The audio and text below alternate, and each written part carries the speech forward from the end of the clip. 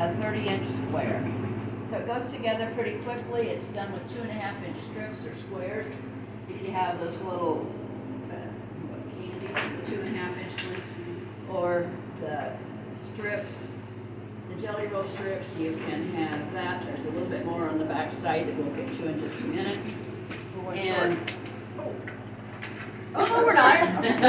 Pat's down here holding out on everybody. And this was a book that I picked up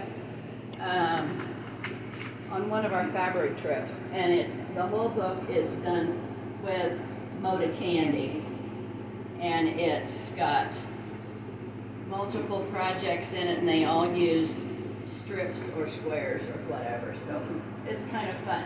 So you can try the pattern, see if you like it, and if you like it, then you can do, one will be a table topper, 6 will be a twin size with a sashing, 9 will be a bed size, 30, 60, 90.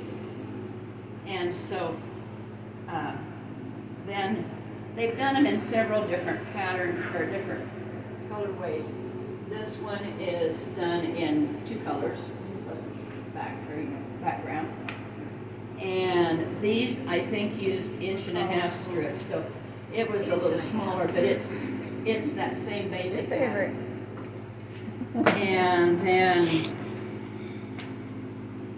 Luna Day has one, and so. It's pretty.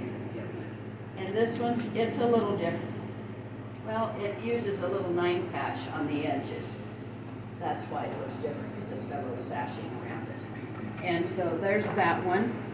And then they did fancy border around it with a whole bunch of flying geese.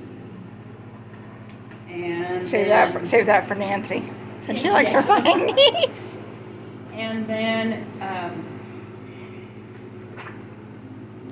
I have pictures there. And then Elizabeth Hamby Carlson, who does thing on Trip Around the World, has several different variations in here of things that she's done with it. And she did it totally in scraps. And so I thought you might like to see the options, because I did mine in Civil War. I had a charm pack of Civil War, and I made my 2.5-inch squares by cutting that up. And So you can do it with just one charm pack?